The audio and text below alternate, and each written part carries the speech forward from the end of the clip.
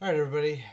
I know that by now you probably heard about the Russian invasion of the Ukraine, and I'm not really going to go into all the details and stuff like that about as far as what's happening now. But what I want to do is kind of look into kind of two things. One, kind of the why all this happened, and second, where might we go from here? So, so in order really just to get this stuff started. Really, all this ultimately started with the end of World War II. Yeah, a long time ago. But here's kind of what happened. At the end of World War II, you had a restructuring of the world. Because in essence, that was what was going on during World War One and World War II. World War One broke the order. Countries, empires that existed no longer existed at the end of the war. The Austro-Hungarian Empire, the Russian Empire, the Ottoman Empire, just to name three. Then World War II happens. And then what happens with World War II is you end up in a situation now where a new order is now established. New countries are built. New ways of interacting with the world are done. The idea of globalism now is instituted and kind of made the thing with the United Nations and what would eventually become the European Union, which has its beginnings at this time. And then, with all this going on, you also have the creation of NATO, the North Atlantic Treaty Organization. Now, NATO is a defense pact, really, was what it is. It was created to defend Europe from Russian, at this time Soviet, aggression. In essence, that's the Cold War. From 1945-ish to 1990. And then in 1990, things began to change. You have the collapse of the Soviet Union because they went bankrupt trying to outspend the United States. They go away. Countries that used to be under their sphere of influence and control, they are, in essence, released. And new countries are actually born out of the territory that was once Russia. And the Ukraine is actually one of those countries. There's a few others, but Ukraine, for our purposes, is the one we're going to focus on. Okay, now let's roll the timeline a little bit ahead. In 2008, you have the Russia Georgian War. And this is during second Bush's term as president in the United States. And this was a 12-day war. Pretty much, Russia rolls through, conquers this small country of Georgia, and after 12 days, they pretty much pack up and leave. A little bit more to it than that, but in essence, what happened was you had a situation where you are beginning to see the first steps of kind of post Soviet Russian aggression. So that's important. There have been other examples of this, but this is kind of the first time when people begin to take note. So remember, this is 2008. A couple years later, in 2014, and this is during Obama's administration, you have the Crimean crisis. This is, in essence, the first invasion of Ukraine. And they conquer a relatively small area called the Crimean, and they later annex this, meaning they take this part and incorporate it into Russia itself. Now, the reason for this is something you'll actually hear kind of familiar being muttered around today. The reason why Russia did this invasion, it was because of there were many ethnic Russians living in that area. In essence, it was the same argument that was or that is being given today for this invasion, because the main argument for this invasion, or at least when this whole thing started, was you had these two areas in eastern Ukraine, which border with Russia, that says or that say we are ethnically Russian, we want to be part of Russia. And Russia is using that pretense to justify this invasion as well.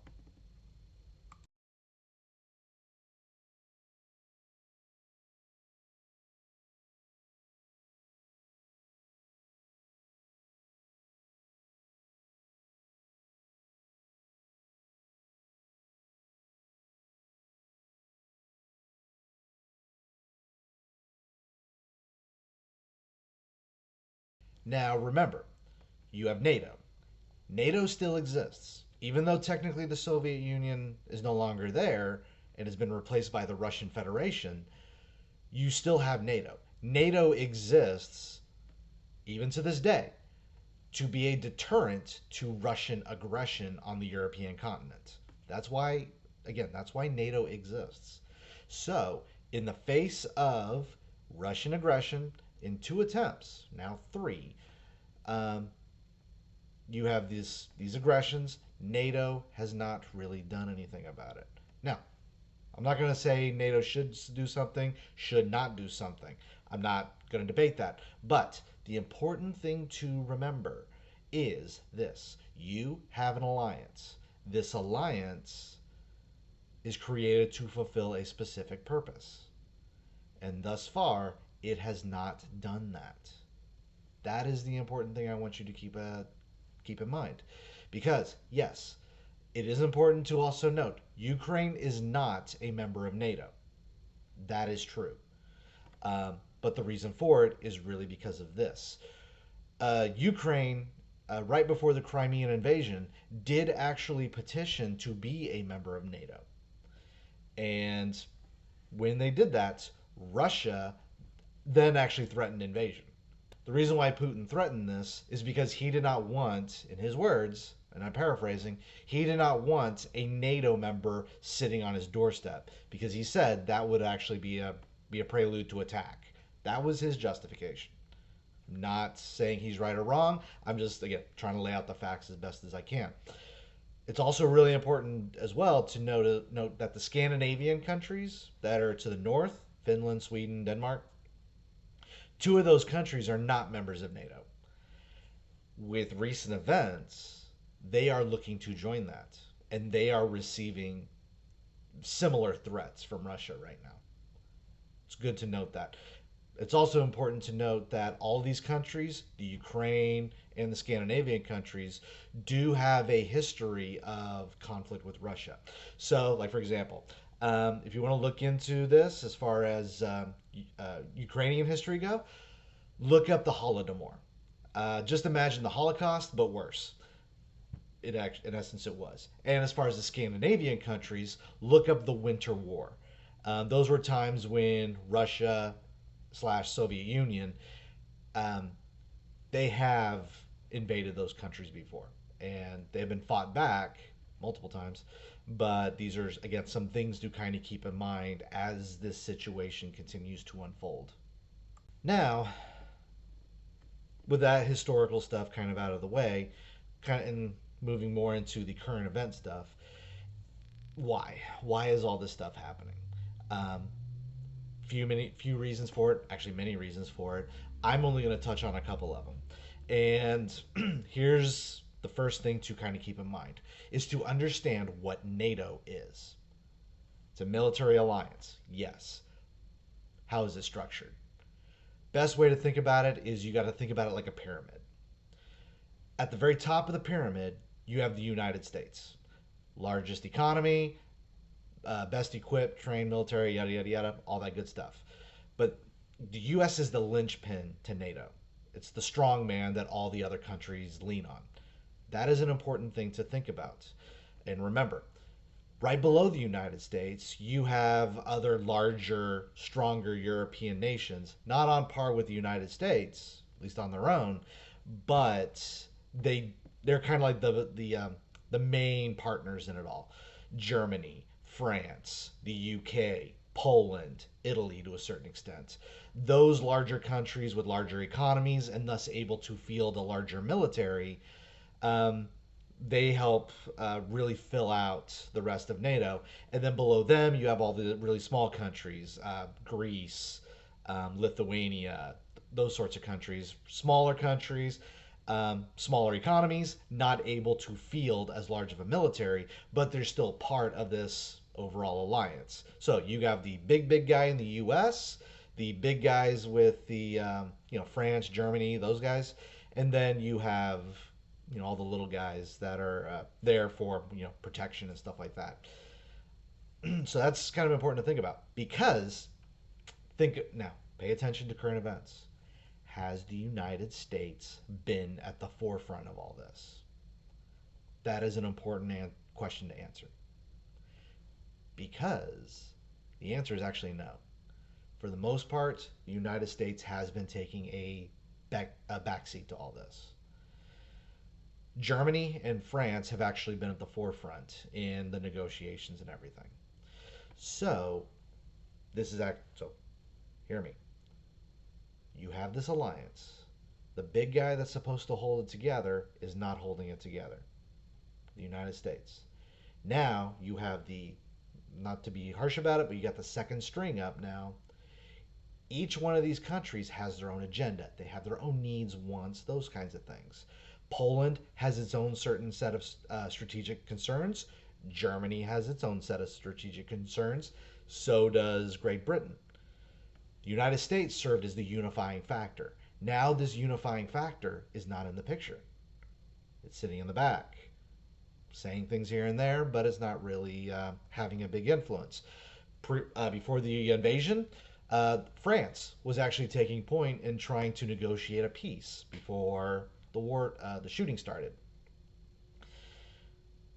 On top of that, Germany's interests are actually aligned with keeping Russia happy. And if that costs the Ukraine, so be it. Because a lot of people don't know about this Nord Stream 2. Nord Stream 2 is a pipeline that runs through the Baltic and supplies, or rather, when it's complete, it will supply Germany with natural gas, oil, that kind of stuff from Russia.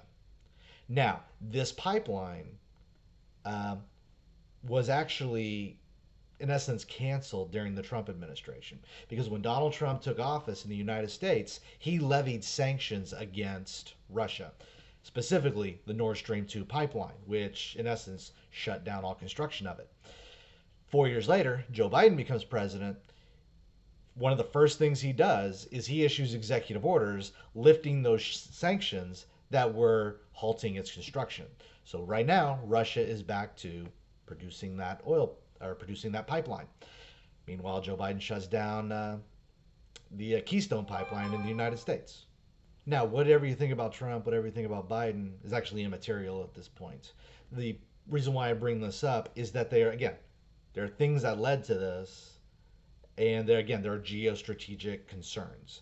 And this is actually one of the things that, because of these different agendas and stuff like that, different needs and wants from the different European countries, this is actually why when Joe Biden tried to reintroduce those sanctions with this invasion onto Russia, with the invasion that Russia did to Ukraine, Joe Biden is trying to instill those same sanctions that Donald Trump had on Russia. Germany actually did not kind of approve those sanctions. So now, for all intents and purposes, the sanctions are toothless. So all the sanctions that you maybe have been hearing about that the U.S. has now put on Russia because of the invasion isn't going to do anything. And again, this is geostrategic stuff, and it's like thinking about a chessboard. You move your pieces parts here and there, and now the chessboard is set. And then you also have BRICS to worry about. BRICS. This is an acronym for Brazil, Russia, India, China, South Africa. And this is a economic bloc between these 5 countries that is actually something that is going to insulate Russia more from the sanctions that the U.S. is trying to put onto Russia right now. And this is kind of how it works out. Because you kind of need to understand the relationship between Russia and China right now. One, they don't necessarily like each other. They see each other as means to an end. We had an opportunity to actually drive a wedge between those 2 countries, but that's something for another day. The question to really ask yourself, with this invasion of the Ukraine, who is paying for it? China is actually paying for it. Because the deal is this.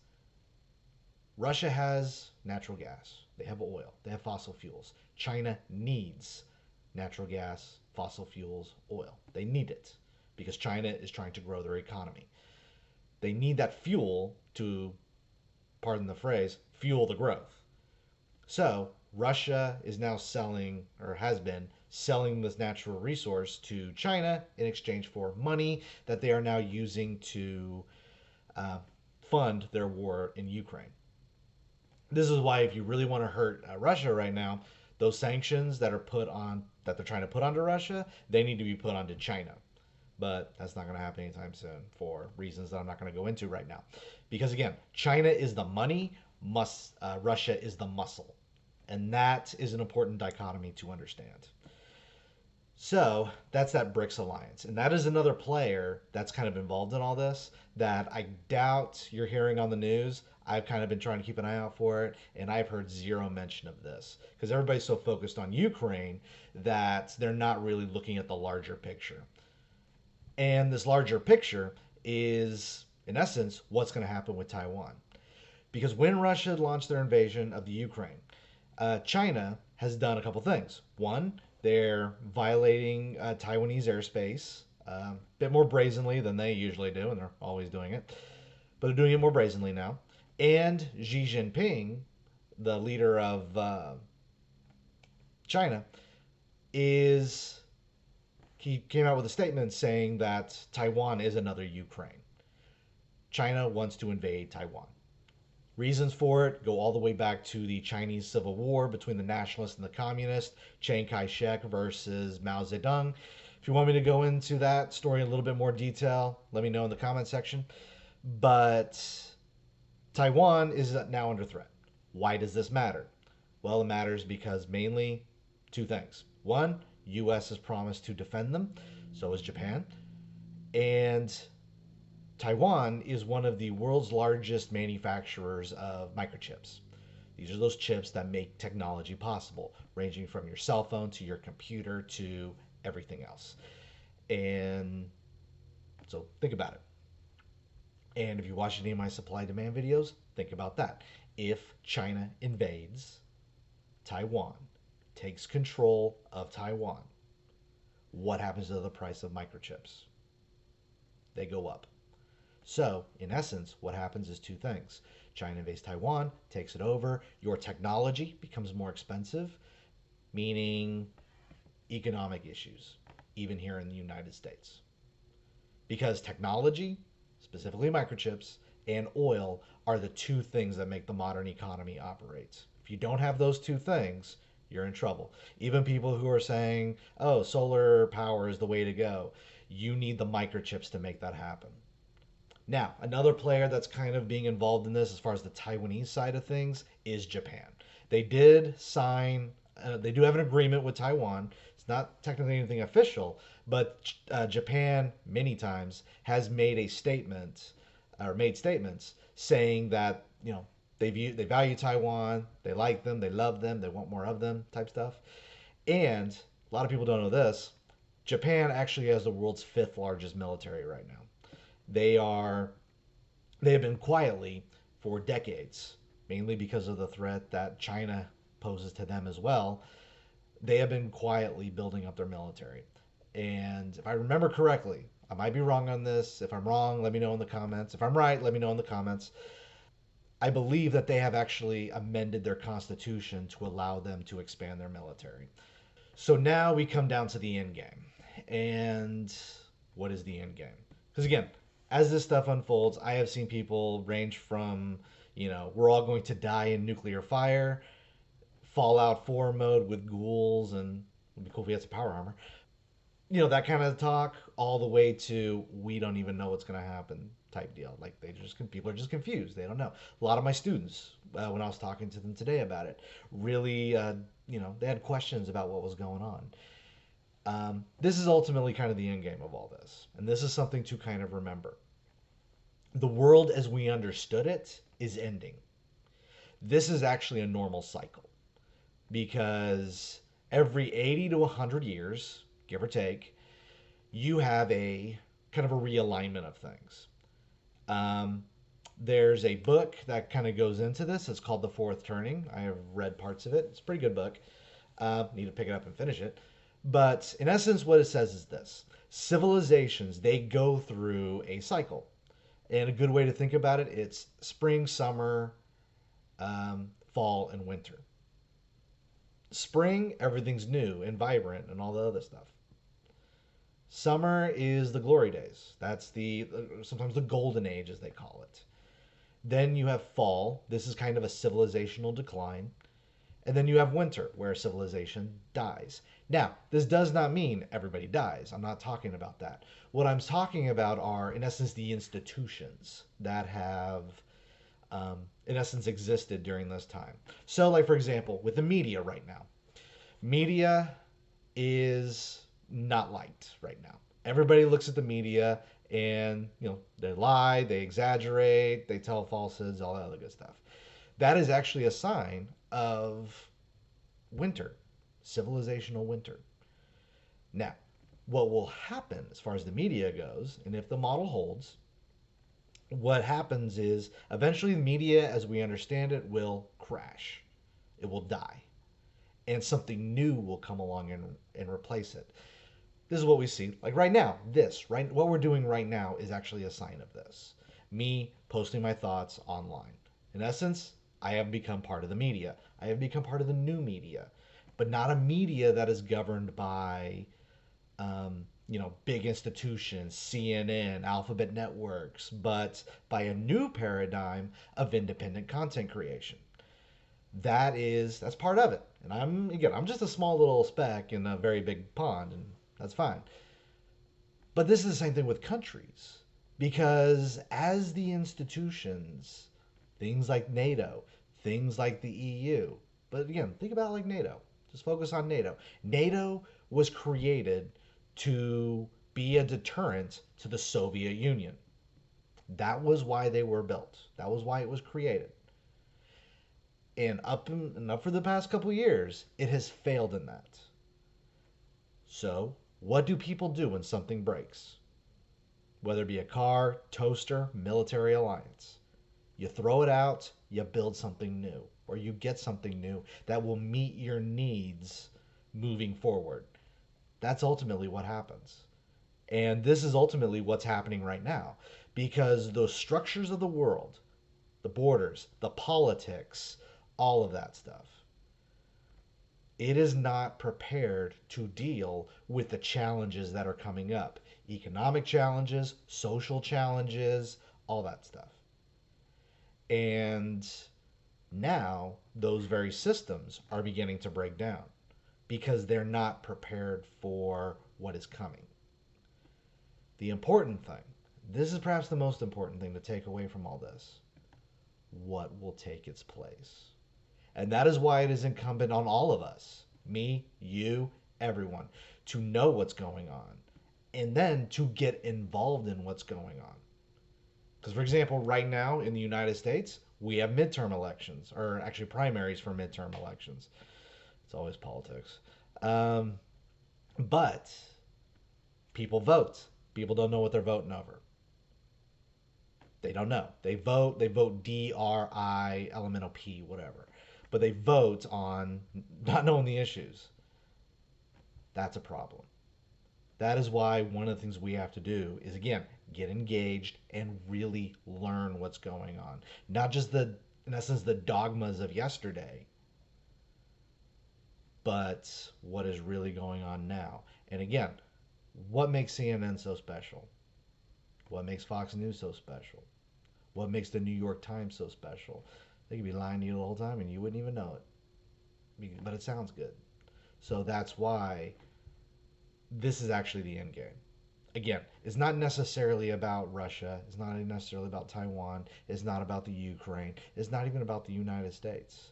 It's what is going to come next. And that is the real question. And aside from that, I got nothing left to say about this for now. I'm out.